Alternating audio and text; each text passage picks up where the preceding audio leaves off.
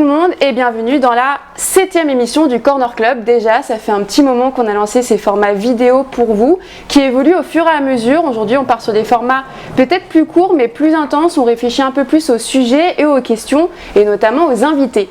Aujourd'hui, le sujet, c'est un peu particulier. On avait envie de se demander quelle est la loi du plus fort dans les comics, qui est le meilleur et pourquoi. Quelle est la fascination à chaque fois de se demander lui c'est le plus fort, lui c'est le plus intelligent, lui c'est le plus musclé ou lui c'est le plus débile. On peut aller un peu sur chacun des trucs. Je ne pense à personne.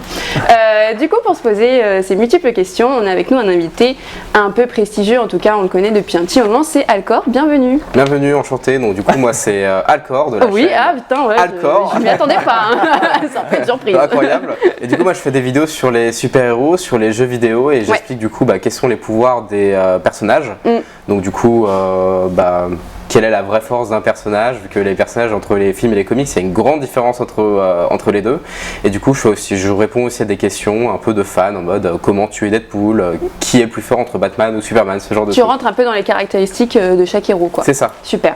Et avec nous encore et toujours, on n'a pas réussi à lever, c'est Jimmy. Comment tu vas? Ça va très bien, merci Alexandra, merci Alcor d'être ici aujourd'hui pour cette émission. C'est un sujet qui pour moi est extrêmement intéressant parce que c'est quelque chose qui au quotidien dans le métier de libraire, en tout cas spécialisé comics, on doit parfois répondre à ces questions-là. Ouais.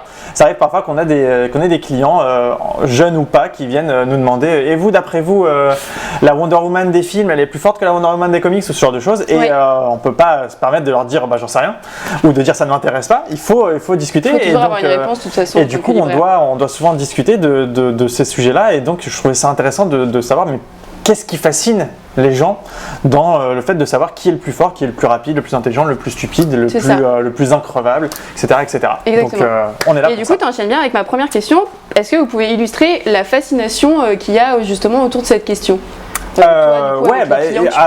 qu'on se disait en off justement avec Alcor, c'est que c'est à la base c'est des discussions de cours de récré, même ça remonte même bien avant ça, mais les discussions déjà à l'époque de savoir qui est le plus fort entre Sangoku et Superman ou qui est le plus intelligent entre Iron Man et Batman. Voilà, c'est des questions qui remontent à extrêmement longtemps.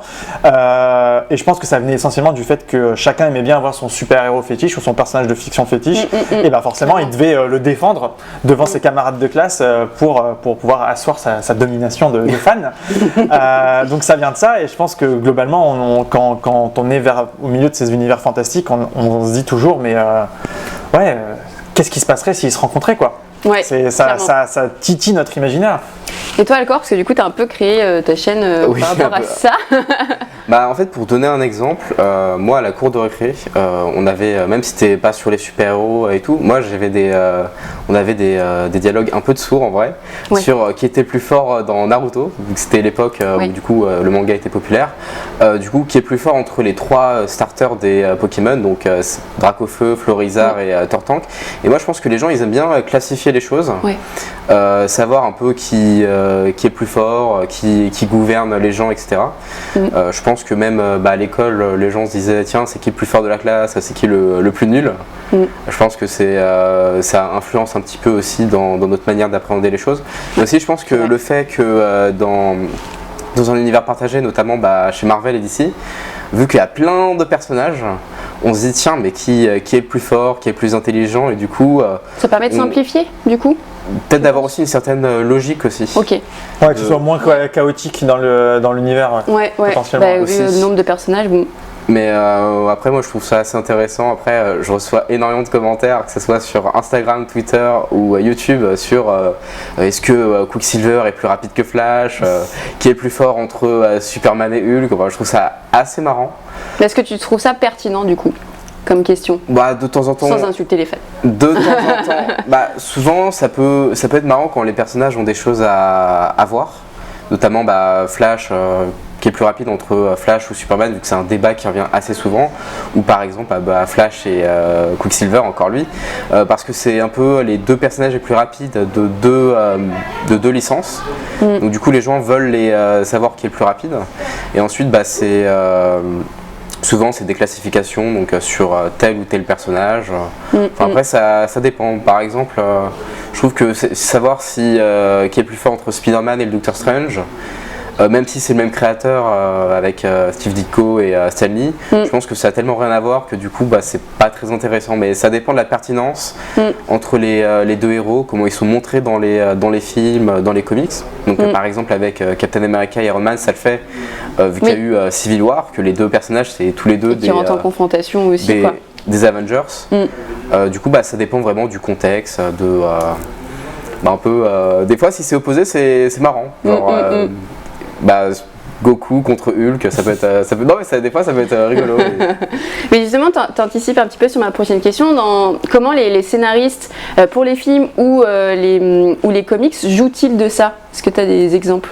Est-ce que du coup ils récupèrent le fait que les fans classifient pour se simplifier aussi la tâche dans leurs produits? Ah, je pense honnêtement. Ouais. juste un truc, c'est Avengers versus X-Men. Ouais. Je pense que c'est. On s'est tous posé la question en mode les X-Men ils sont cool et tout, mais s'ils se battaient contre les Avengers, sachant que il y en a certains qui font partie des deux équipes, donc du coup Wolverine c'est plutôt marrant de se dire tiens quel camp il va être. Mais du coup juste tous les comics, même toutes les éditions, genre il y a beaucoup de combats entre la chose, des 4 Fantastiques et Hulk.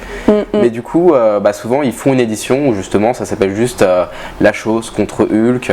Et du coup, soit ça amène à ressortir des produits, soit donc du coup à répondre à ce débat. Des fois avec un peu d'autodérision, notamment avec Batman et tout ce qui est la Justice League, en mode il dit ouais mais de toute façon je suis le plus fort et tout. Mais ça c'est Batman. Oui, c'est Batman, mais après. Soit les scénaristes ils intègrent ça en compte, en général, soit ils s'en moquent, ils s'en foutent un peu, notamment pour Garcenis, qui aime pas trop les combats de super-héros, donc à chaque fois c'est le Punisher qui victimise tel super-héros. Du coup des fois c'est pas très logique, mais ça dépend du scénariste. Mais après c'est vraiment quelque chose que je pense qui est pris en compte dans notamment les espèces de gros fascicules où il y a les présentations de tous les personnages et à chaque fois il y a un espèce de petit carré où on classifie le personnage de 1 à 7 entre la projection d'énergie, la force, la vitesse, l'intelligence. Tu as ça aussi sur les jeux de société, mais c'est en tête des jeux de société où c'est marqué des étoiles et tout. Je pense que ça permet un peu d'avoir une certaine vision du personnage pour pas que ça soit non plus trop chaotique. Genre si Spider-Man par exemple affronte Thor et il lui éclate sans pression, je pense que les gens vont se dire attends c'est bizarre, ça reste un dieu, etc. Et je pense que même si on a toujours le fameux de toute façon c'est le scénariste qui décide de qui va gagner, qu'après il faut toujours mettre un peu de contexte, un petit peu de poudre de kryptonite, j'en sais rien. Ah je connaissais pas cet ingrédient. J'ai essayé sur mon gâteau. non mais du coup je pense que c'est quand même pris en compte. Même si c'est pas souvent le plus important dans les histoires de super-héros, il n'y a pas toujours de la baston comme dans les mangas par exemple. Et toi Jimmy, qu'est-ce que tu en penses? Déjà je trouve qu'il a vachement bien résumé, tu as très bien résumé le truc. Moi je donne toujours 2 exemples dans ces cas-là. C'est en version BD et en version film. Version BD c'est la très populaire série Deadpool Massacre. Elle repose uniquement sur le principe de vous connaissez Deadpool ultra violent avec un pouvoir de se régénérer, etc. Ce qui le rend virtuellement invincible, et vous allez le voir affronter tout l'univers Marvel. Et plus encore. Donc là clairement c'était, même s'il y a un prétexte pour justifier l'histoire, au-delà de ça c'est vraiment juste pour pouvoir donner aux fans de Deadpool une BD référence pour dire ah bah si regarde Deadpool il est plus fort que tous les autres, regarde dans cette BD il a battu. Et l'exemple côté cinéma pour moi un bon exemple c'est le film Batman vs Superman. Donc on peut penser ce qu'on veut du film, la question n'est pas là, c'est juste que pour moi c'est évident qu'ils ont sorti le film Batman vs Superman pour alimenter et donner à manger aux gens qui passent leur temps à se poser la question. Sans donner de réponse, vraiment. Sans donner de réponse, mais de toujours dire ok Batman Superman, et rares sont les auteurs qui tranchent vraiment sur ça.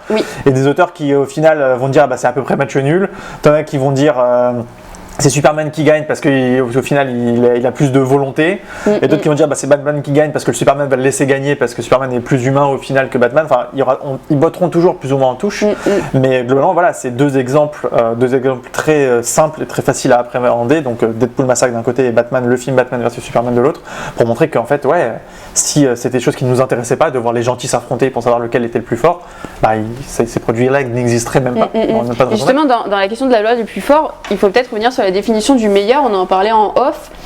Qu'est-ce qui est le meilleur dans l'univers de super-héros? Alors ouais, Qu'est-ce qu'on veut dire, le meilleur, alors, c'est sans hyper rentrer large.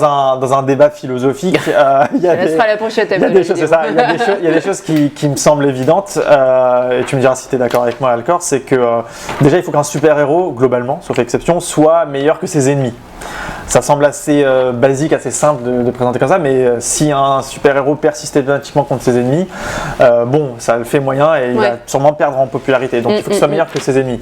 Et après, quand il acquiert une bonne fanbase, au bout d'un moment, c'est possible que cette fanbase ait envie que ce personnage soit meilleur qu'un autre personnage qui soit un héros. Et c'est là qu'on en vient à se poser la question. C'est-à-dire que si la spécificité de mon héros, c'est qu'il soit, par exemple, il soit extrêmement intelligent, voilà, une sorte de Sherlock Holmes, voilà, extrêmement intelligent, et que dans ce même univers partagé, il existe un autre personnage qui est aussi connu pour être extrêmement intelligent, genre Arsène Lupin.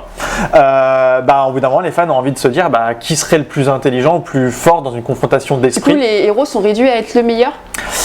Malheureusement, on a toujours envie de les voir triompher. Donc pour triompher, il faut forcément être meilleur dans un domaine à un moment donné. C'est pas bête. Et j'ai pas pris l'exemple Sherlock Holmes Lupin par hasard, c'est qu'il existe un livre, une nouvelle, Sherlock Holmes contre Arsène Lupin. Je pense pas qu'elle aurait existé si les fans des bouquins à l'époque se posaient la question. Je sais pas ce que t'en penses. Qu'est-ce que t'en penses? Alors je suis globalement d'accord. Après pour le côté un peu, il faut être le meilleur en soi parce que si on voit un personnage se faire à chaque fois éclater, on perd un peu l'intérêt, notamment dans le film Daredevil avec Ben Affleck, où le héros à chaque fois il perd et il réussit qu'à la fin. On pourrait se dire que ça rend la victoire beaucoup plus.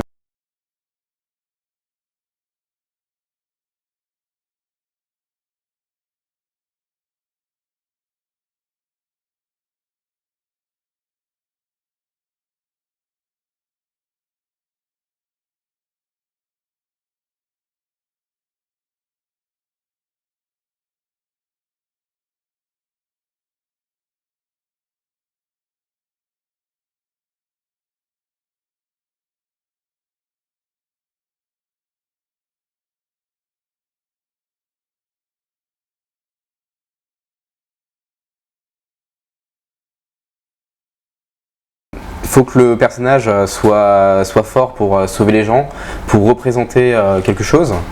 Donc notamment Superman, enfin on l'a même vu dans My Hero Academia où un des personnages principaux, donc All Might, est le plus fort et représente un peu le symbole de la paix.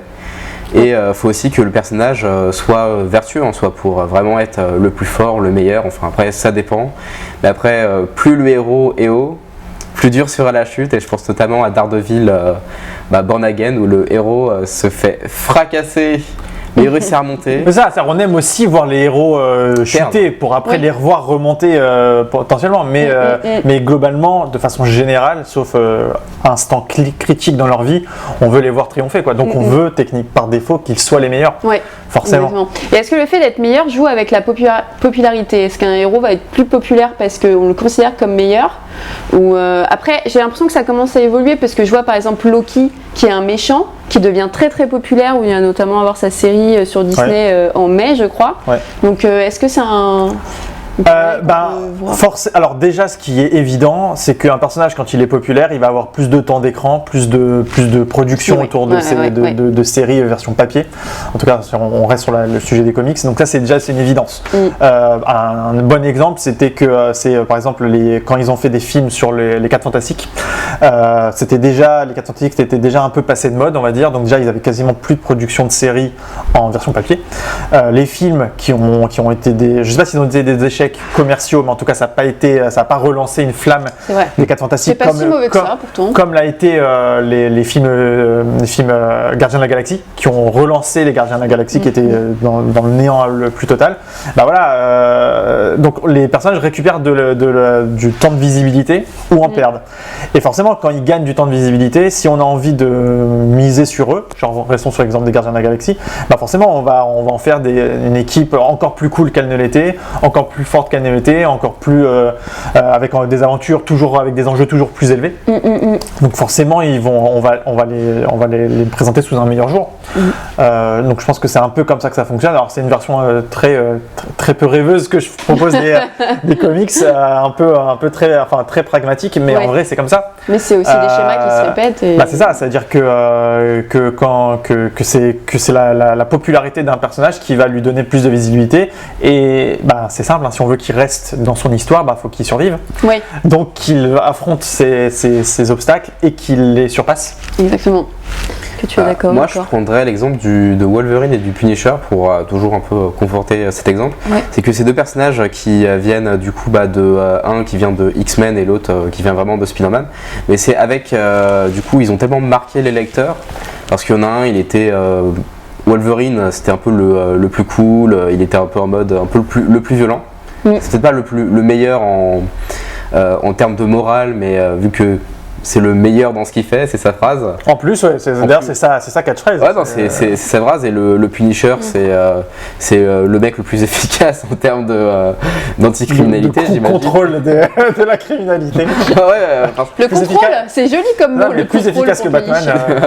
Oui, parce que si les gens ils sortent de prison à chaque fois, ça s'auto-alimente, mais si on a un mec qui met fin à tout ça, ça se finit. Mais du coup, vu que c'est leur meilleur, enfin le plus violent du coup et le plus cool, le moins boy scout par rapport à Cyclope, du coup ils ont réussi à avoir leur propre série vu qu'ils se démarquaient donc du lot. Donc ça peut soit être en termes de force, le costume peut être cool, soit le personnage peut être bien écrit. Du coup ils ont eu droit donc du coup à leur à leurs propres comics et après à des films. D'ailleurs si on remarque bien, du coup les films un peu de super-héros, et je parle notamment du Punisher, ça reprend un peu aussi le mythe des films d'action, donc avec Stallone, avec Schwarzy, Bruce Willis ou autre. Où le héros est montré comme étant tout puissant, stoïque, genre c'est vraiment le mal alpha, genre c'est vraiment un chat quoi. Et du coup je pense que si le personnage est montré comme étant plutôt puissant, mais pas trop non plus, vu que sinon on peut avoir des critiques un peu comme quoi Superman, il est trop fort et tout. Les gens qui disent ça ont généralement pas lu le comics. Mais du coup, plus le personnage est cool, plus il est intelligent, plus on démarque sa particularité, les gens ont tendance à plus l'apprécier. Et du coup, ça peut commencer à faire des débats en mode tiens, Batman il est super intelligent, est-ce qu'il aurait en plan pour battre Superman et tout Et oui. La réponse est oui. Est-ce que du coup, cette question du plus fort, du meilleur, c'est une tendance actuelle ou c'est de tout temps? D'accord. Moi je pense que ça date depuis très longtemps. Fort longtemps. Non, même dans les premiers comics, alors c'est dans les comics Thor, donc Tales of Mystery, après le numéro, je sais pas exactement c'est lequel, je crois que c'est 122, un truc comme ça. Okay. En fait il y avait Thor, il se baladait comme ça sur la ville, et il y avait donc c'est un comics des années 60 quoi, et il y avait du coup des manifestants avec des panneaux avec une tête de Hulk et une tête de Thor qui se disaient qui est le plus fort. Donc c'est énorme. C'est un peu en easter egg quoi, c'était juste un petit élément. Du coup ça reprend, du coup ils se disaient qui est le plus fort entre Thor et Hulk. Donc ça c'est une vieille question qui existe toujours, mais on a même eu le droit à ça dans Thor Ragnarok. Et donc du coup Thor explique un peu l'histoire de son point de vue, vu qu'ils se sont battus dans les premiers numéros d'Avengers quand il était encore avec quand Hulk était avec Namor. Et du coup à la fin ils disaient j'ai oublié ce qui s'était passé, moi-même je n'ai pas la question, il faudrait que je vois ça avec Hulk si un jour on s'affronte. Et ça se finit par Thor qui disait justement j'espère que Hulk comprendra que être le plus fort ne suffit pas, il faut également avoir de la vertu, donc être digne, ce qui va bien avec le personnage de Thor. Et donc du coup à la fin c'est Hulk qui explose un truc, il dit quand je vais revoir cet Asgardien je vais le smasher quoi. Génial. Et toi Jimmy? Ça existe depuis très longtemps, je pense. J'ai envie de me permettre d'extrapoler. Je suis à peu près sûr que déjà à l'époque où des Jeux Olympiques dans la Grèce antique et qu'on classait le premier, le deuxième et le troisième, c'était ça. On voulait déjà voir les champions d'époque, c'est parti de là. Oui, le fait qu'il y a le podium. Les champions, qui est le plus fort parmi ceux qui courent, ceux qui se battent, etc. Donc ça vient de ça et je suis à peu près sûr que les champions, les athlètes champions à l'époque avaient leur fan club et que tu avais des gamins qui quand ils jouaient avec d'autres enfants s'amusaient à incarner ces personnages en disant bah non, moi je suis le plus fort, j'ai gagné la machin, mais non, mais c'est moi le plus fort, mais c'est moi le plus intelligent. C'est à peu près sûr. Donc forcément que quand on arrive avec cette richesse de contenu que sont les comics, avec tous ces univers partagés gigantesques où les personnages s'accumulent avec les années, bah forcément qu'on va avoir une grande communauté de fans qui vont au bout d'un moment se dire bah ouais mais celui-là il est plus fort que celui-là ou pas finalement, et si les auteurs ne répondent pas à ces questions, aucun problème.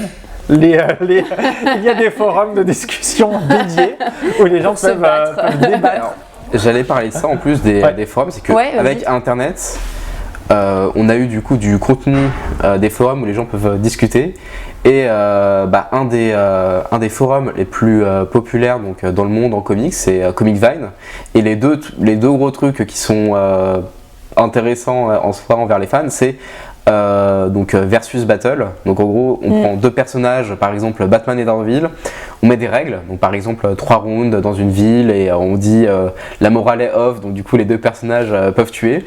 Et après il y a les respect threads, donc du coup c'est du coup des threads sur Reddit ou sur Comic Vine justement, où on dit ce personnage là il a soulevé un truc qui faisait X tonnes, ce personnage là a mis KO tel personnage en un seul coup, etc.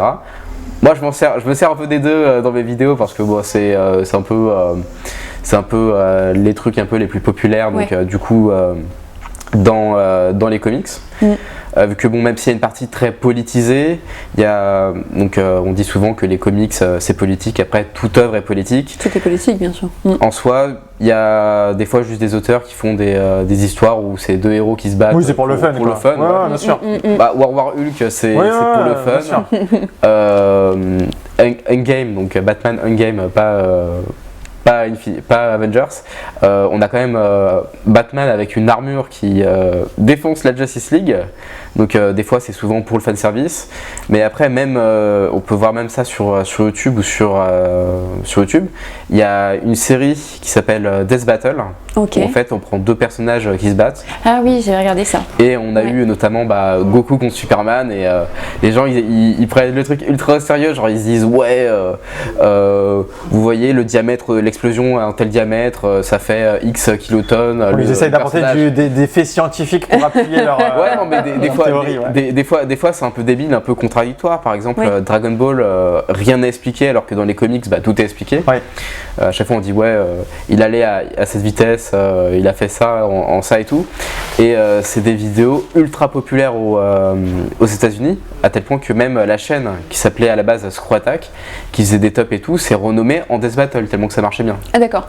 Okay. Même on peut voir notamment sur YouTube en France, dans les vidéos sur les comics, la chaîne qui marche le mieux, c'est la mienne. Je me la pète pas, mais c'est juste un petit moment promo.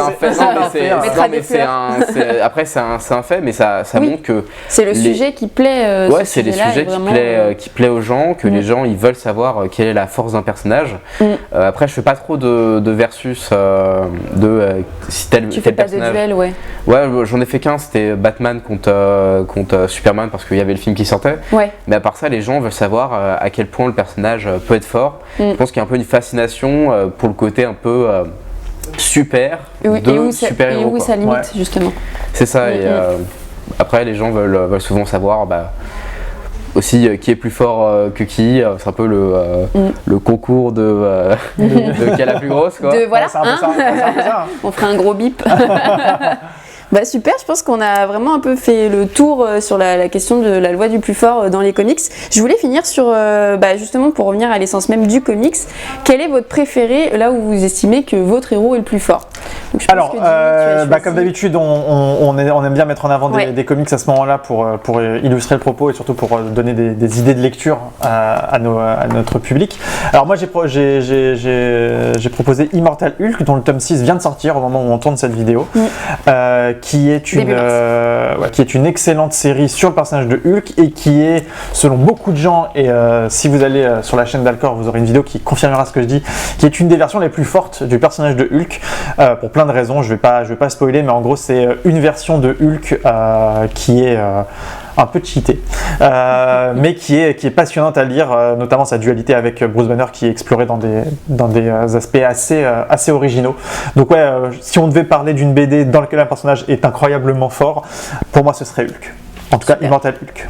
Et toi, Alcor? En tout cas, c'est marrant parce que l'incroyablement fort, l'incroyable Hulk. J'avoue, c'était pas fait exprès. Je l'ai compris. Alors pour moi, ça serait plutôt Superman Up in the Sky, donc dessiné par Andy Kubert et scénarisé par Tom King. Oui, c'est ça. De ce que je crois. Ouais. C'est vraiment très juste. Et du coup, quand Tom King ne fait pas des personnages très dépressifs, vu que c'est un des thèmes qu'il fait le plus souvent, il a réussi à rendre son Superman assez fascinant, un modèle, donc quelqu'un aussi qui se dépasse pour les autres. Et on peut le voir aussi donc du coup dans ce comics où il y a deux trucs qui sont repris, donc des grands débats. Donc déjà le fameux Mohamed Ali contre Superman. Donc du coup dedans il y a un combat de boxe et du coup même si là Superman n'est pas le plus fort, c'est un peu violent. C'est celui qui va sans doute tenir le plus longtemps. C'est celui qui a le plus de détermination. Ouais, c'est ça. Et aussi, il y a aussi la grande course entre Flash et Superman. Bon, même si je dirais que Flash, en général, il est censé battre Superman parce que s'il le faisait pas, il aurait rien de particulier. Oui. Ça serait. Il aurait un costume rouge avec des petites oreilles jaunes. Non, mais c'est vrai, si la particularité de Flash, c'est être le plus rapide. Il faut qu'il soit le plus rapide que tout le monde. Il faut qu'il soit le plus rapide. Non, mais Superman a déjà d'autres qualités, il peut laisser un peu aux autres aussi. À bon entendeur, écoute-moi. C'est ça, et du coup, je révèle pas la fin de la course entre Superman et Flash, mais elle, un peu comme des tops sur internet, la fin va vous étonner, quoi. Mais du coup, ça met en avant qu'en fait le personnage souhaite sauver une petite fille, et du coup, dans tout ce qu'il va faire, il peut pas perdre parce qu'il doit être là pour les gens, pour sauver des vies. Et donc du coup, là, c'est la meilleure version du personnage, donc que ce soit en termes, peut-être pas forcément en termes d'écriture, il y a des très bonnes histoires de Superman, mais plus en termes de symboles, en termes de force et en termes de message de mentalité aussi, qui est très intéressant. Et je pense que c'est un des rares comics récents sur Superman que j'aime vraiment beaucoup. Souvent c'est bon, c'est cool, mais là franchement c'était top, quoi. Ouais, je suis d'accord. Bon, d'habitude je prends pas trop d'avis. Moi j'ai pas lu Hulk parce que je suis pas très fan, mais je suis complètement d'accord sur celui-ci que j'ai adoré. Merci beaucoup à vous deux pour répondre à ces questions. Merci à toi, merci Alcor de t'être prêté au jeu. Ouais, et n'hésitez pas vous en commentaire à nous dire vous votre meilleur. Qu'est-ce que vous pensez de ce débat? Est-ce que vous avez des idées de battle? Voilà, n'hésitez pas du coup à commenter, à partager. Nous on va plancher sur la prochaine. On vous dit à très vite et merci beaucoup. Merci, ciao. Ciao.